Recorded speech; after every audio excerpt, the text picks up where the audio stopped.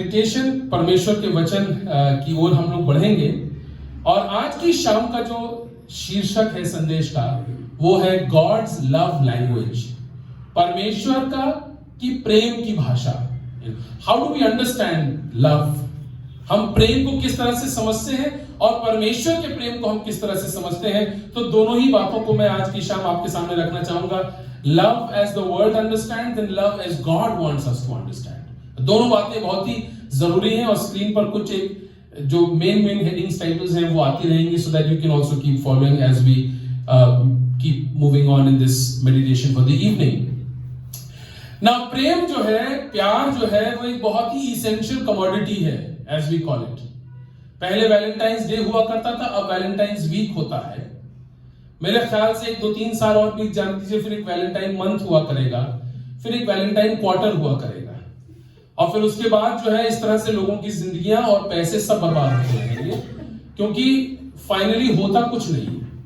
मैं आपको जेन्युइनली बता रहा हूं, कल बहुत सारे लोगों की उम्मीदें एक बार हमेशा के लिए धराशायी होकर समाप्त हो जाएंगी, क्योंकि बहुत बिल्डअप हो रहा है धीमे धीमे। टेडी डे और कौन जी,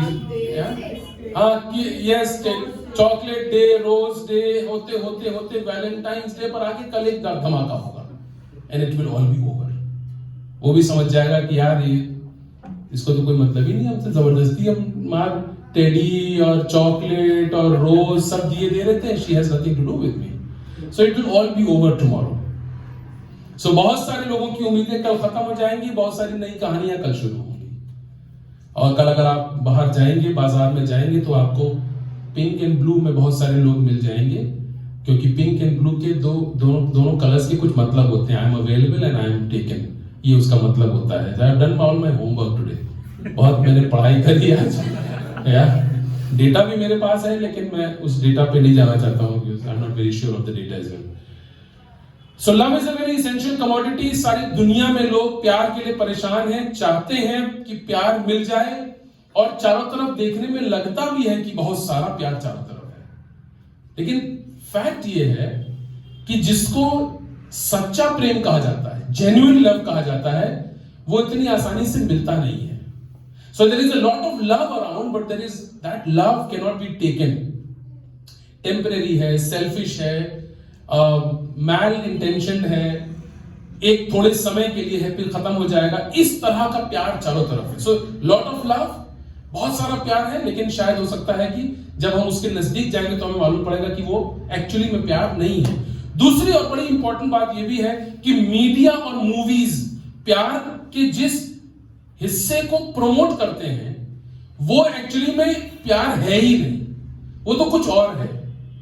लेकिन यंगस्टर्स और बहुत सारे दूसरे लोग भी उतने भाग को देख करके, the physical aspect of love, the sexual aspect of love, उतने को देख करके बहुत अट्रैक्ट होते हैं, फिर एक समय के बाद वो खत्म हो जाता है।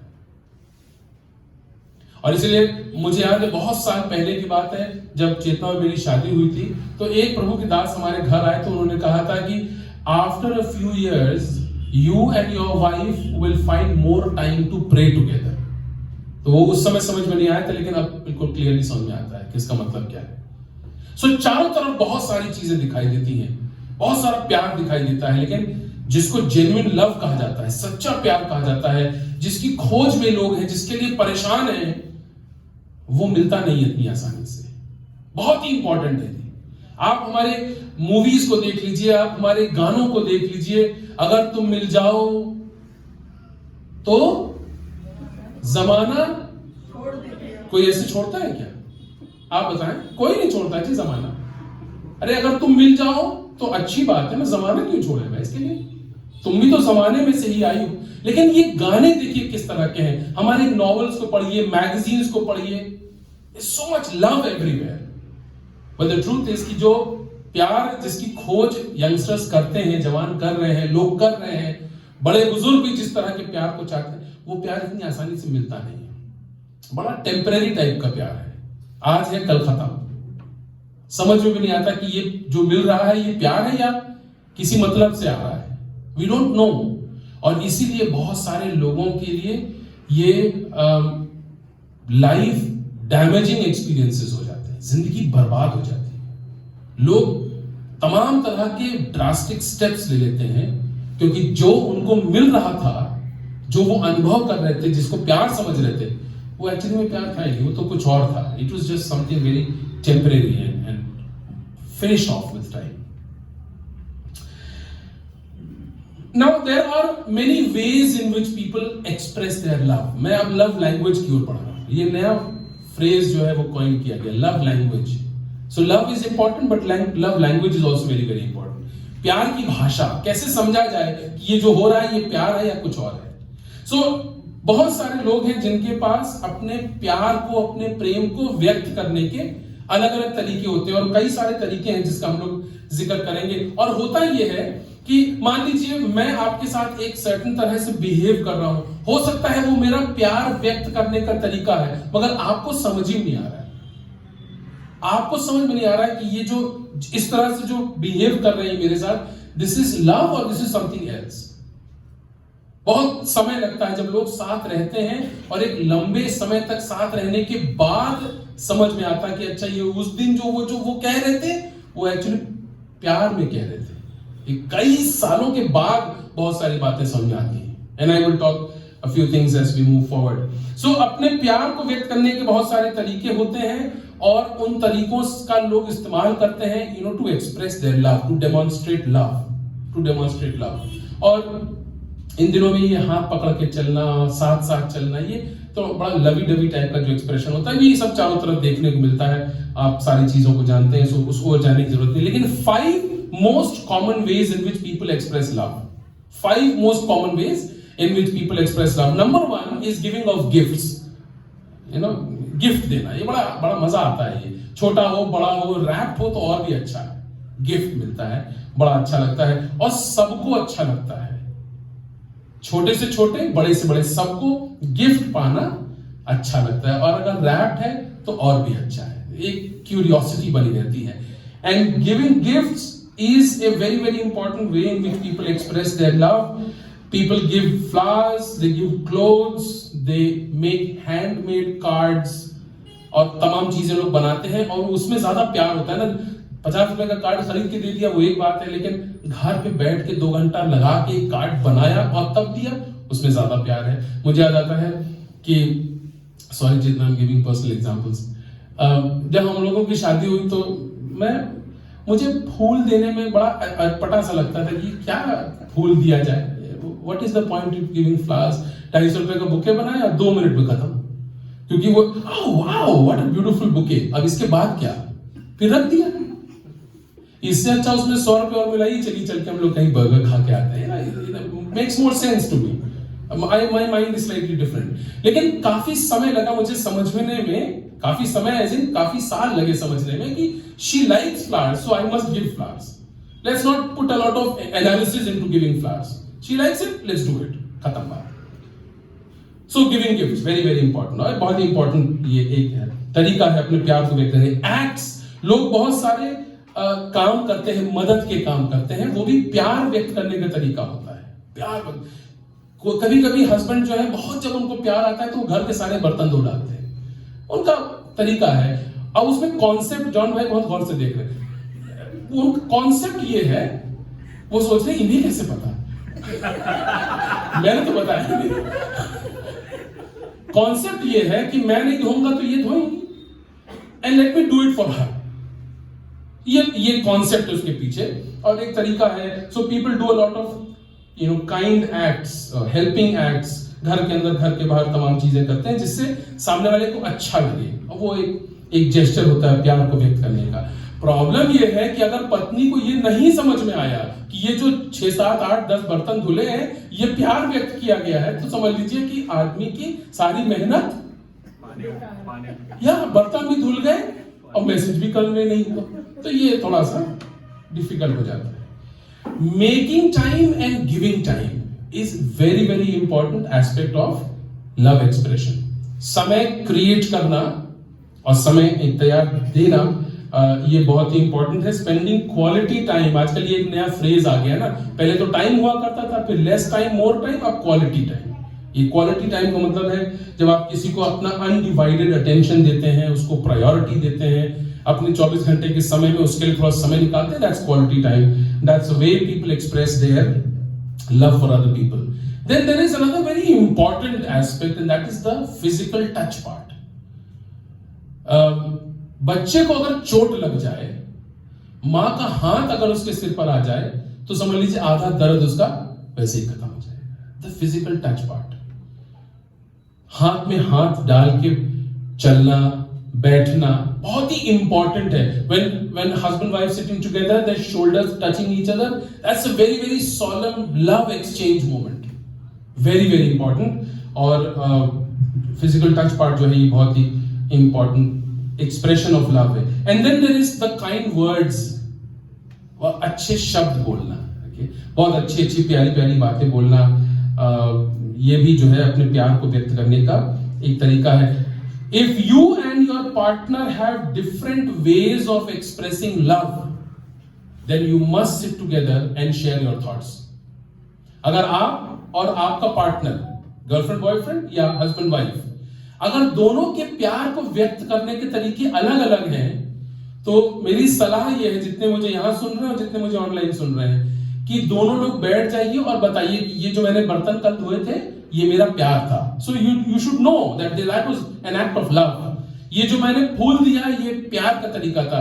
वाइफ विल से समथिंग, मैंने रात में ही मैंने वो सब कुछ तैयार कर दिया ताकि आपके लिए सुबह वो आपकी पसंद का ब्रेकफास्ट बना दूं, दैट वाज माय लव. ये कम्युनिकेशन बहुत इंपॉर्टेंट है. होता ये है कि हमारे पास समय नहीं होता है कि हम एक दूसरे के साथ बैठ करके एक दूसरे से अपनी इन दिल की बातों को शेयर कर दें. ठीक है, यूएस में गया था जब पहली बार, तो मुझे बड़ा अटपटा लगा, फिर बाद में नॉर्मलाइज हो गया. वहां पर इमीडिएटली हस्बैंड वाइफ एक दूसरे से कह देते हैं I love you, immediately, Honey I love you, Honey I love you, Honey I love you. हम लोगों के यहां उतना कॉमन नहीं है ये. खास तौर से जेंट्स, मेन जो है वो आई लव यू पब्लिकली बोलना या इवन प्राइवेट में बोलना थोड़ा सा एक एप्रीहेंशन है, मुझे नहीं पता क्यों है लेकिन है. तो अगर वाइफ कह रही आई लव यू, हस्बैंड का जवाब है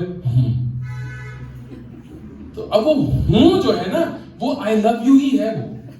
वो उसको आप मत सुनिए, उसको आई लव यू सुनिए. अगर आप नहीं सुन रहे हैं तो इसमें प्रॉब्लम आपकी है. हस्बैंड ने तो कह दिया, उसके कहने का तरीका फर्क था. ओके भी होता है. तो ये बहुत जरूरी है कि आपस में एक कंसेंसस बन जाए, एक कंसेंसस बने कि ये जो मैं कर रहा हूं ये मेरा प्यार व्यक्त करने का तरीका. ये मेरा एक फ्रेंड है, उसका नाम लेना इंपॉर्टेंट नहीं है क्योंकि सोशल मीडिया पर वो भी मेरे मैसेजेस को सुनता है. वो जब बहुत प्यार में उमड़ता है बिल्कुल, तो वो कभी कभी डांटने लगता है, तुमको मैंने कहा था मत करो इस काम को. अब वो जो कर रहा है ना वो एक्चुअली प्यार है वो. And the wife will take it otherwise. ये दिन भर के बाद आए हैं, अभी डांट रहे हैं बैठ के. एक्चुअली वो डांट नहीं है, it's just his expression, his way of expressing his love. समझ लीजिए मेहरबानी से. कभी कभी ये उल्टा भी होता है, हस्बैंड मारता है वाइफ, वो प्यार ही है और कुछ नहीं है. तो उसको आप अदरवाइज मत दीजिए कि हम 8 घंटे की नौकरी करके आए और हमारी पत्नी 10 मिनट नहीं रुक पा रही है, दिन भर तो उसको अभी ही बताना है. तो बता लेने दीजिए, वो प्यार है उसका. ये कम्युनिकेशन बहुत इंपॉर्टेंट है. और आज के जमाने में लोगों के पास समय नहीं है कि वो एक दूसरे के साथ बैठ करके कम्युनिकेट कर पाए कि these are my expressions of love, this is my love language, this is your love language. और होता यह है, एक लंबे समय तक लोग साथ रहते हैं और एक दूसरे के लव एक्सप्रेशंस को नहीं समझते हैं ना, तो पति को लगता है पत्नी को मुझसे कोई मतलब ही नहीं है. She doesn't even care for me. खाना क्या है, अरे खाना तो बनाएगी, वो झगड़ा होगा तब भी बनाएगी, नहीं होगा तब भी बनाएगी. पत्नी भी सोचेगी ये आदमी को कोई हमसे मतलब ही नहीं है. एडो फूल तो लाके देते नहीं है और दुनिया भर के बर्तन धो के धर दिए, क्या करेंगे उस बर्तन का, अरे गंदा ही रह जाता रात भर तो कौन सी बड़ी आफत आ जाती. लगने लगता है आपस में कि पत्नी सोचने लगती है कि पति को कोई मतलब ही नहीं, प्यार ही नहीं है, जबकि वो बेचारा वहां अभी आके बैठा है प्यार व्यक्त करके, मगर वाइफ तक वो मैसेज कम्युनिकेट नहीं हुआ. And vice versa. इसलिए बहुत इंपॉर्टेंट है.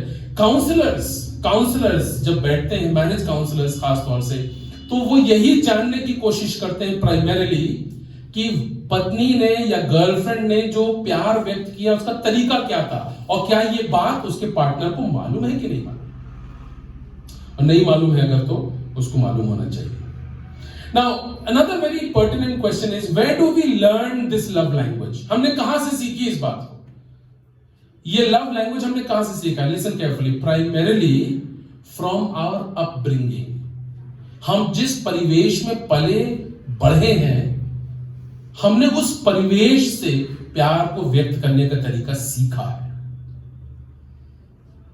और यदि हमारे परिवेश में, जिस परिवेश में हम बढ़े, वहां पर पत्नी का अपने पति को के नाम को न लेना सिस्टम का पार्ट है, तो वो ही देखते देखते लड़की बड़ी हुई, और जब वो बड़ी हो गई और जब वो पत्नी हो गई तो वो उसी चीज को फॉलो करेगी। एंड लाइकवाइज द मेन, जो परिवेश, जिस माहौल में हम पले बढ़े, हमारे घर के बड़ों को प्यार व्यक्त करते हुए हमने किस तरह से देखा, वो तरीका यंगस्टर्स अडॉप्ट करते हैं।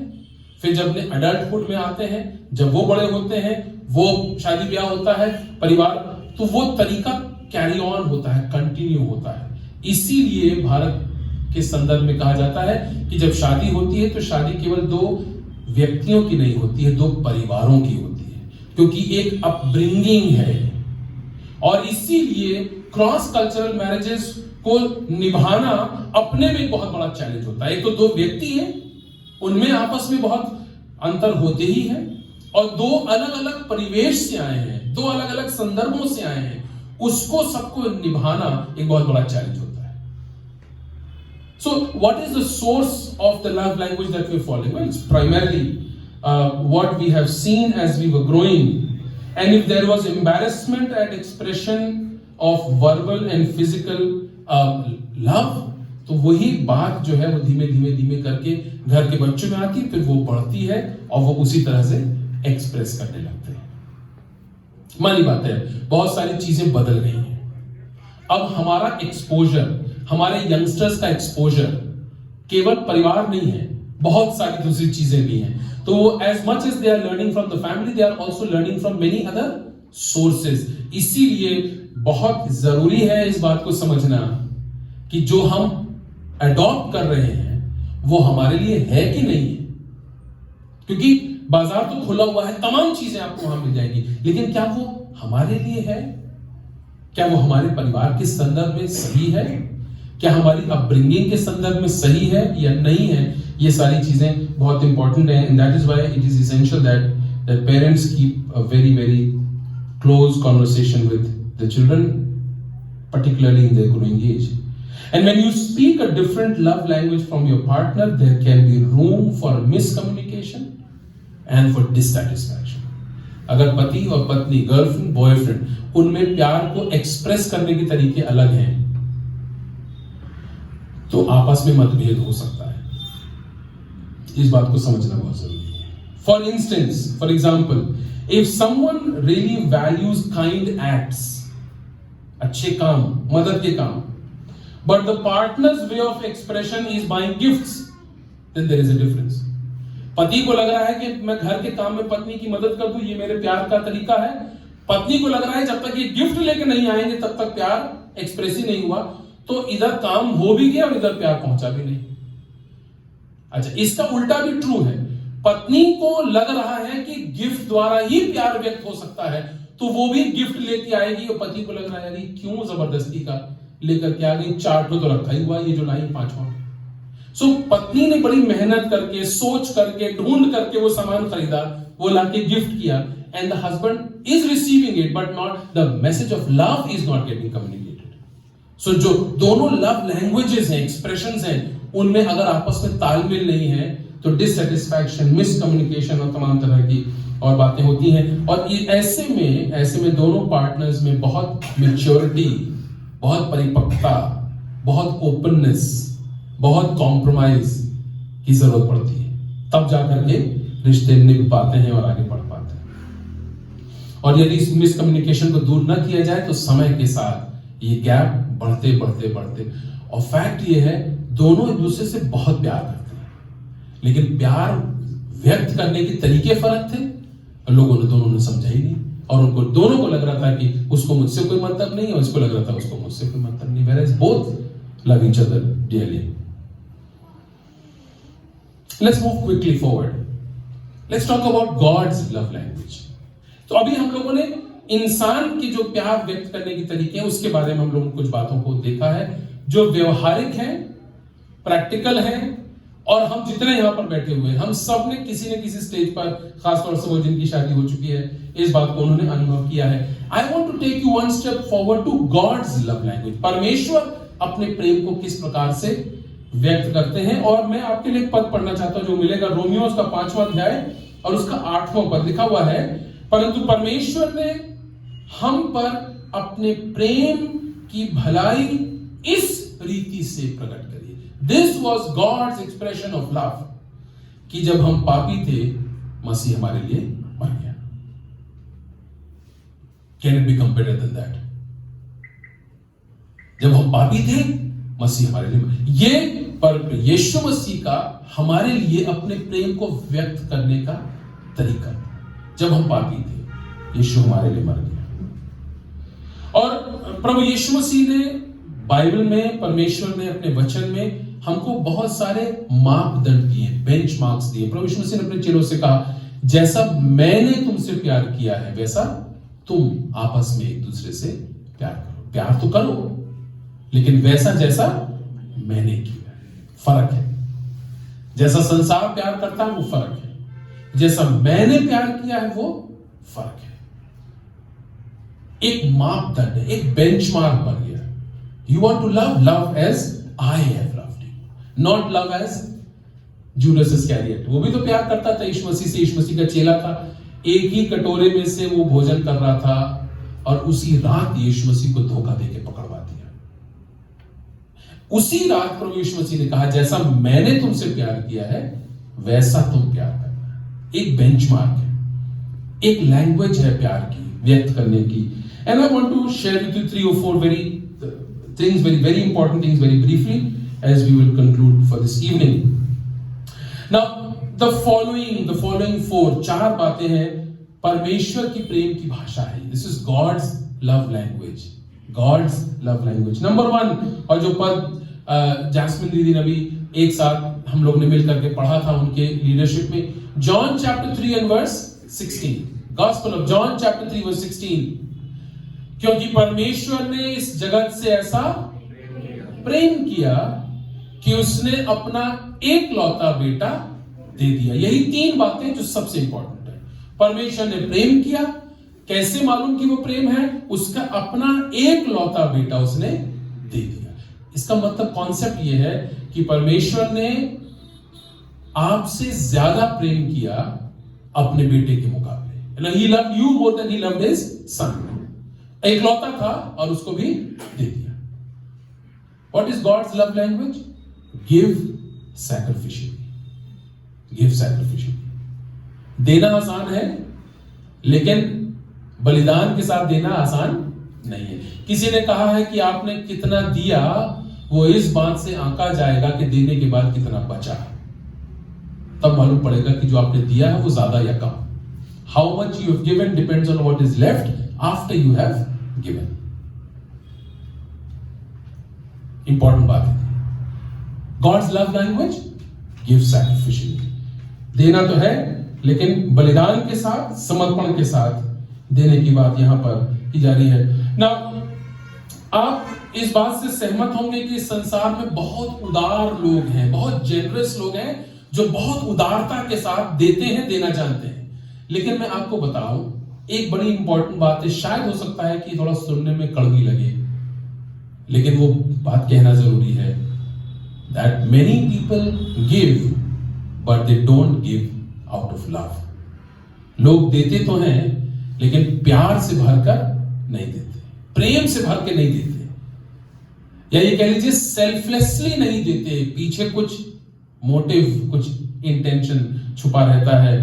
मैंने कहीं पर पढ़ा था, you can give without loving, but you can not love without giving. You can give without loving, but you can not love without giving.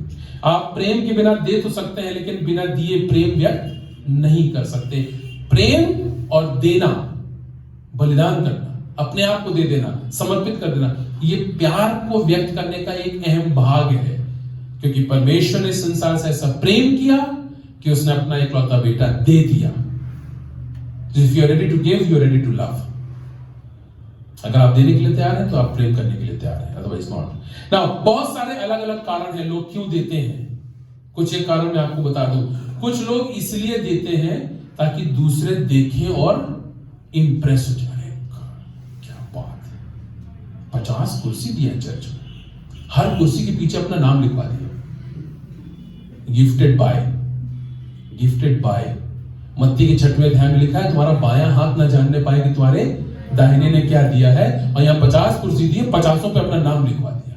और अगर पादरी साहब ने अनाउंस नहीं किया तो हो सकता है कि कुर्सियां वापस चली जाए।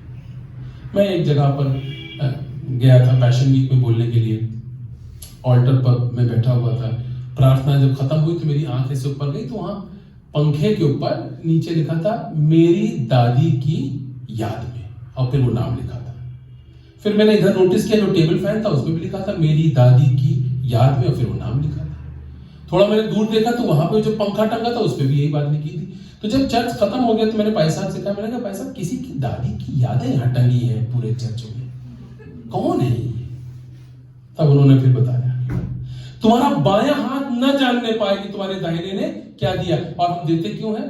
ताकि लोगों को इंप्रेस कर सके, दिखाने के लिए, बड़ा दिखावा करते हैं बहुत से लोग। और ये बड़े उदार लोग हैं, ये बहुत अधिक पैसा धन सब कुछ देते हैं, लेकिन उसके पीछे का जो भाव है वो दिखावा है। फायदा मिलेगा क्या उसका? हो सकता है सांसारिक रूप से कुछ समय के लिए, लेकिन जिस उद्देश्य से आप दे रहे हैं कि परमेश्वर से उसकी आशीष मिले, उससे आप वंचित रह जाएंगे, वो नहीं मिल पाएगा। लिखा बाइबल में यदि तुमने मनुष्यों से प्रतिफल पा लिया तो परमेश्वर से प्रतिफल प्राप्त करने की इच्छा त्याग दे। If you receive your reward from men, forget any reward from God. दूसरी बात, क्यों लोग देते हैं? अंडर प्रेशर, दबाव में। जस्टिन भाई तो ये हर सैटरडे अनाउंस कर देते हैं ऑफरिंग दो। हालांकि मैं ऐसा करता नहीं, लेकिन प्रेशर में लोग दे देते हैं। कई बार बोल चुके हैं देना ही पड़ेगा भैया, कहां से लाएं, ये तो मानते भी नहीं है। अंडर प्रेशर लोग देते हैं। एक और कारण है जी, लोग अपने अंदर की गलती और दोष को छुपाने के लिए भी बहुत दान दक्षिणा करते हैं। अपने अंदर की गलती को छुपाने के लिए, अपने पाप को छुपाने के लिए, अपने गिल्ट को छुपाने के लिए वो जाकर के दान दक्षिणा करते हैं। यहां पर चोरी करी, वहां जाकर के दान दे दिया। अब लगा कि जितनी बड़ी चोरी उतना बड़ा दान, अब न्यूट्रलाइज हो गया। People give in order to satisfy their inner guilt. People give. ये भी एक कारण है।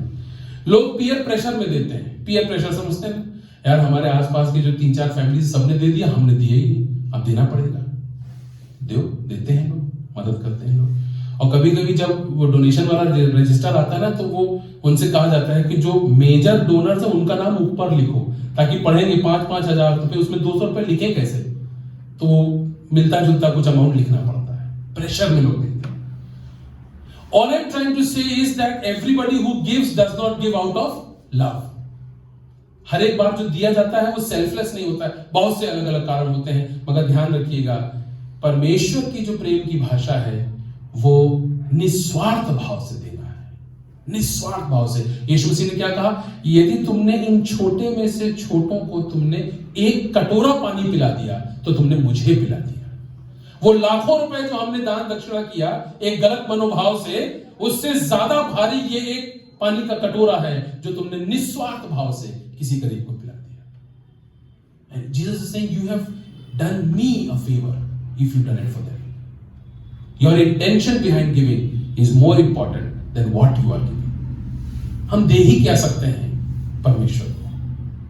हम क्या मदद कर सकते हैं किसी भूखे को रोटी खिला सकते हैं, या कोई असहाय होगा उसकी सहायता, इससे ज्यादा और क्या कर सकते हैं? अरे आप नहीं करेंगे, परमेश्वर किसी और को करवा देगा इस काम को। अगर प्रभु ने आपको सेवा का, मदद का मौका दिया है तो उसको ले लीजिए खुशी से और सेवा मदद कीजिए।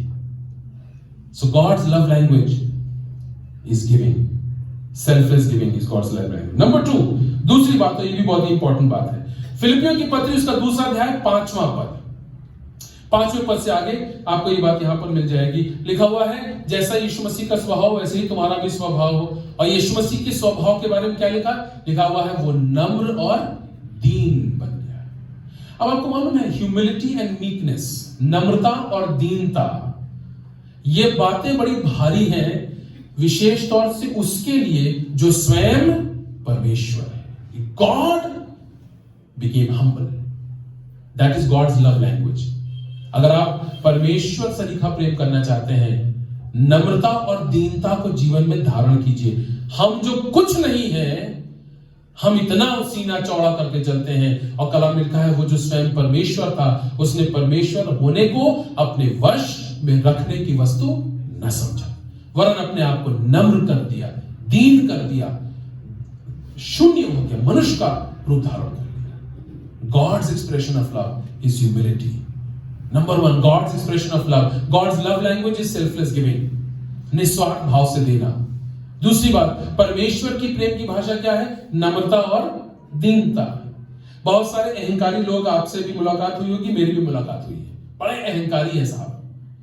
और कभी कभी हमने उस अहंकार को कम होते टूटते हुए भी देखा है, मगर बड़ा ताज्जुब हुआ देख करके कि अपने लाभ के लिए ही उस अहंकारी ने अपना अहंकार छोड़ा था, और जब वो लाभ पूरा हो गया, वो फिर अपने वापस उसी स्वभाव में आ गया। यीशु मसीह के बारे में लिखा है, वो नम्र और दीन बन गया।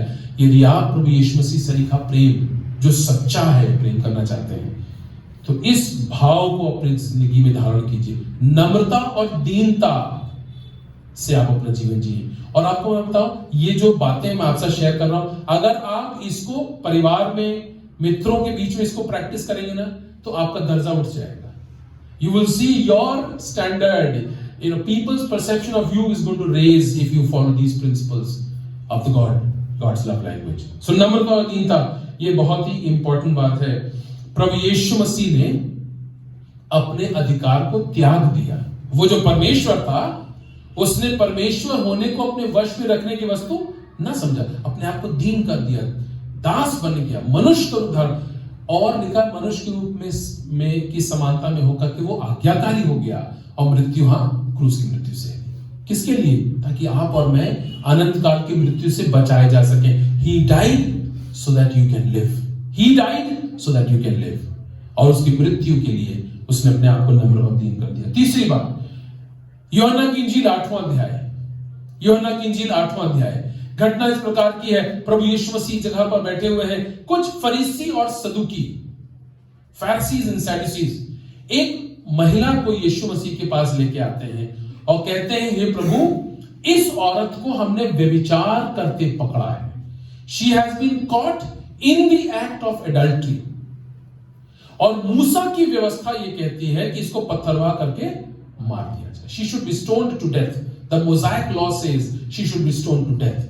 आप क्या बोलते हैं? तो प्रभु यीशु मसीह को वो व्यवस्था, कानून के मसले में फंसाने का प्रयास कर रहे थे। देखिए यीशु मसीह क्या कहते हैं। अब वो महिला वहां पर खड़ी है, एक बड़ी भीड़ वहां खड़ी है, कुछ लिंचिंग जैसा माहौल शायद होगा, और पत्थर पकड़े हुए तैयार खड़े हैं मारने के लिए। यीशु से पूछ रहे, what is your take on this situation, what do you think? प्रभु यीशु मसीह ने कहा, तुम में से जिसने पाप न किया हो वो पहला पत्थर चलाए। हालेलुया। काश कि हम अपने ऊपर किए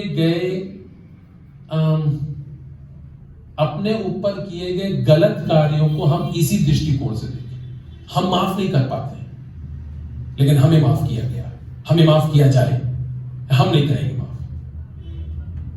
हमने तमाम गलत काम किए, लेकिन इस औरत को पत्थरवा करके मार दिया जाए। यीशु मसीह ने कहा, तुम में से जिसने पाप न किया हो वो पहला पत्थर चलाए। बाइबल में लिखा हुआ है, बड़े से लेकर छोटे तक एक एक करके चले। बड़े से लेकर छोटे तक, पता नहीं ये बात इतनी एम्फेसिस के साथ क्यों लिखी है कि बड़े से छोटे तक एक एक करके चले गए। यही लिखते थे कि एक एक करके सब चलेंगे, मगर ये लिखा बड़े से लेके छोटे तक, क्योंकि हम जितने उम्र में बड़े होते जाते हैं हमारी गलतियों का जो पिटारा है वो उतना ही बड़ा होता चला जाता है। तो शायद उनको समझ में आया होगा, यार I have no right to stone the woman because I have done the exact same sin which she has done and I have been forgiven. Why shouldn't she be forgiven? और तब लिखा हुआ है प्रभु यीशु मसीह झुक करके मट्टी के ऊपर कुछ लिखने लगा। इस पर भी बहुत चर्चा है, इस पर भी बहुत अध्ययन है कि यीशु क्या लिख रहा था वहां पर। बहरहाल बाइबल में नहीं लिखा हुआ है कि यीशु मसीह क्या लिख रहा था। जब यीशु मसीह सीधा हुआ तो उस महिला को से पूछा, क्या किसी ने तुझ पर पत्थरवार नहीं किया? महिला ने कहा, नहीं प्रभु। तो यीशु मसीह ने कहा, मैं भी तुम पर दंड की आज्ञा नहीं देता हूं, जा फिर पाप न करना। Go and sin no more, go and sin no more. वो एक जो पाप रहित था, जिसको दंड देने का पूरा अधिकार था, वो कह रहा है मैं तुम पर दंड की आज्ञा नहीं देता। I forgive you. The only person in that crowd who was sinless and who had the authority to stone or to pass a judgment is saying, I forgive you. Forgiveness is God's love language. जिससे प्यार करते हैं उसको माफ कर देते हैं, जिससे जितना प्यार करते हैं उसको उतना माफ कर देते हैं। आपकी माफी आपके प्रेम का परिचायक है। Your forgiveness is your expression of love. God's expression of love is forgiveness. यीशु मसीह सलीब पे लटका हुआ था, उसने कहा, हे पिता इन्हें माफ कर। वो रोमी सैनिक वहां खड़ा होकर कह रहा है, अरे तू परमेश्वर का पुत्र है, बुला सेना को। ये चोर लटका हुआ अगल बगल, वो कह रहा है, अरे खुद को भी बचा और हमें भी बचा ले। Jesus is not responding to those claims. उसने तो सिर्फ इतना कहा, हे पिता इन्हें माफ करना, इन्हें माफ कर दे, इन्हें माफ कर दे। ग्राहम स्टेन्स साहब के बारे में हम लोग जानते हैं। ग्राहम स्टेन्स और उनके दो बेटों को कुछ तथ्यों ने, कुछ लोगों ने एक गाड़ी के अंदर बंद करके जला के मार के खत्म कर दिया। 2 young boys and a man। जब इनका अंतिम क्रिया हो गई, वो पूरा प्रक्रम समाप्त हो गया, तब मीडिया के कुछ लोग मिसेस ग्लैडिस स्टेन्स के पास पहुंचे, जो कि मिस्टर ग्राहम स्टेन्स की वाइफ थी। उनसे पूछा, Mrs Staines, what do you want to say to the people who have burned your husband and your 2 young boys alive in a jeep? क्या कहना चाहती हैं आप उनसे जिसने आपके हस्बैंड को और आपके 2 बेटों को जला के राख करके खत्म कर दिया? बाय द वे, बाद में सुप्रीम कोर्ट ऑफ इंडिया ने उस व्यक्ति को मृत्युदंड दिया। दिस वुमन सेड, मेरे यीशु ने मुझे माफ किया, मैं होती कौन हूं दंड देने वाली, मैं भी उसको माफ कर देती हूं। I forgive. Forgiveness God's love language. You want to love like God, start forgiving people. माफ कर दीजिए, माफ कर दीजिए। क्यों कर दीजिए माफ? क्योंकि आपको माफ किया गया, मुझे माफ किया गया है। यहां कोई ऐसा नहीं है जो ये कहे कि मैंने आज तक कभी कोई गलती नहीं करी, मुझे कभी माफी की जरूरत नहीं पड़ी। कोई है यहां पर ऐसा? नहीं है जी। सबने गलतियां करी हैं, सबको माफी मिल चुकी है। फिर क्यों माफ करें? क्योंकि भविष्य में भी हमसे गलती होगी और हमें माफी की जरूरत पड़ेगी। और इसलिए भी क्योंकि हम रोज जब प्रार्थना करते हैं तो कहते हैं, हे पिता, जिस तरह से हम अपने कसूरवारों को माफ करते हैं, तू भी हमारे कसूर हमें, जिस तरह से हम माफ करते हैं उसी तरह से तू माफ कर। अब सवाल उठता है, हम कैसे माफ करते हैं? और हम परमेश्वर से क्या कह रहे हैं? जैसे हम माफ करते हैं आधा अधूरा बेमन से, वैसे ही तू भी हमें माफ करना। Forgive my sins as I forgive those who sin against me. Forgiveness is God's love language. Jesus not only taught forgiveness, but he practiced forgiveness, and that was his love language. And the last thing, आखिरी बात, फिलिपियों की पत्री उसका 2 अध्याय, उसके पहले 3 पद, Philippians chapter 2 verse 1, 2 and 3। और यहां पर जो चौथी और आखिरी बात वो है, consider others better than yourself। दूसरों को स्वयं से बेहतर समझिए। ये बड़ा कठिन काम है, ये बहुत कठिन काम है कि आप दूसरे को खुद से बेहतर समझें, और केवल शाब्दिक रूप से नहीं, केवल मौखिक रूप से नहीं, सच्चाई से आप दूसरों को अपने आप से बेहतर करिए। This is something very huge, very difficult for people to do.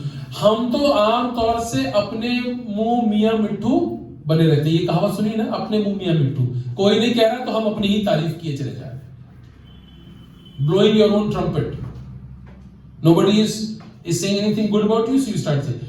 We want everyone to say, Justin bhai, you are the best. सुनने में बड़ा अच्छा लगता है, you are the best, यही हम सुनना चाहते हैं। और अगर कोई नहीं कहता you are the best, तो गाना बन जाता है, I am the best, I am the best. Biblical teaching is the exact opposite. You are better than I am. Consider others better than yourself.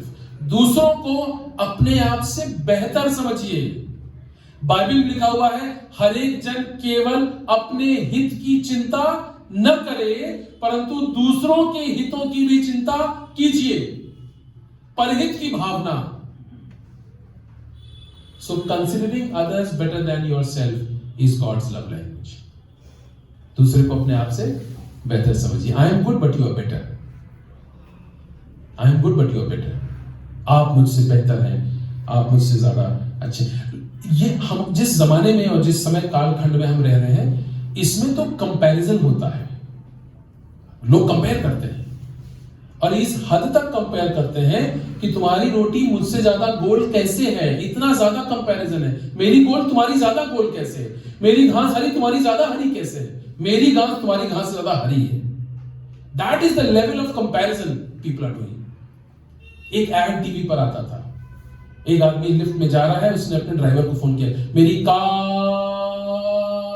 ले आओ। बहू बताना मांग रहा था मेरी कार बहुत बड़ी है, तो वो सिर्फ कार नहीं बोला उसने, मेरी कार ले आओ, मतलब वो बहुत बड़ी गाड़ी है। That is the kind of mentality in which we are living. ऐसे समय में बाइबल क्या सिखा रही है? आप कितने भी अच्छे हैं, दूसरे को आप स्वयं से बेहतर समझिए। ये परमेश्वर के प्रेम को व्यक्त करने का तरीका है। यदि आप परमेश्वर के प्रेम को अपनी जिंदगी में अनुभव किए हैं और चाहते हैं कि आपके जीवन से परिलक्षित हो, दिखे, प्रकट हो, दूसरों को अपने आप से बेहतर समझिए। Look for the interest of others along with looking for your own interest. 4 things I have shared with you. God's love language. Number 1, give sacrificially. Number 2, दूसरी बात क्या थी? Humility and meekness. नम्रता और दीनता। अहंकार नहीं, घमंड नहीं। मैं आपको बता रहा हूं, परमेश्वर सब कुछ बर्दाश्त कर सकता है सिवाय घमंड के। सिवाय घमंड के।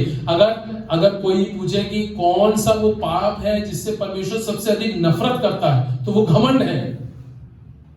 वो स्वर्गदूत जो स्वर्ग में था परमेश्वर के सिंहासन के सामने, उसने मूर्ति पूजा नहीं किया था, उसने अहंकार किया था और उसको वहां से हटा दिया गया था। अहंकार, pride is something God hates, can not tolerate. लिखा है नीति वचन पुस्तक में 6 वरन 7 बातें जिससे परमेश्वर घृणा करता है। नंबर 1, घमंड से चढ़ी हुई आंखें। Humility and meekness is God's expression. We need to learn that in our lives. इसको आत्मसात करना है। तीसरी बात, forgiveness is God's love language. और चौथी बात, you are better than me is God's love language. Consider others better than yourself. आइए प्रार्थना करें। पिता परमेश्वर, हम आपका धन्यवाद देते हैं प्रभु, क्योंकि आज की संध्या आपने अपने वचन के माध्यम से हम पर अपनी इच्छा और अपनी मर्जी को जाहिर किया प्रभु। और आप चाहते हैं प्रभु कि हम आपके प्रेम करने के तरीकों को सीखें और उसको अपनी जिंदगियों में आत्मसात करके उसको लागू करें। पिता परमेश्वर, हम आपसे माफी चाहते हैं क्योंकि हम बहुत स्वार्थी हैं और हम अपने स्वार्थ के अनुसार व्यवहार करते हैं प्रभु। हम प्यार करते तो हैं, लेकिन सिर्फ तब तक जब तक कि हमारी आवश्यकता है। हम पर दया कीजिए प्रभु, हमें सिखाइए प्रभु जी, ताकि हम सच में निस्वार्थ भाव से प्यार करना सीख सके। काश कि प्रभु जी इस समाज में और इस संसार में जिसमें हम रहते हैं प्रभु, और हमारे आसपास के लोग प्रभु हमारी जिंदगी को देखें तो हमारे अंदर के प्रेम को एक अलग तरीके का प्रेम देखने पाए, वो भी इस बात की गवाही दे सकें कि ये फर्क है, इनका प्यार अलग है, इनका तरीका अलग है। काश की प्रभु जी हमारे कार्यों से एक ऐसी रोशनी उत्पन्न हो प्रभु जिसके द्वारा आदर और इज्जत आपको मिल सके। इस वचन की रक्षा करें प्रभु। हम धन्यवाद देते हैं, आपने अपनी आत्मा के जरिए से ये कलाम हम तक पहुंचाया है। हमारी दुआ है प्रभु जी इसकी रक्षा करें और सहायता करें प्रभु, ताकि हम इसको अपने जीवन में लागू कर सकें। सारा आदर महिमा आपको देते हुए बहुत धन्यवाद के साथ दुआ यीशु मसीह के नाम से, आमीन।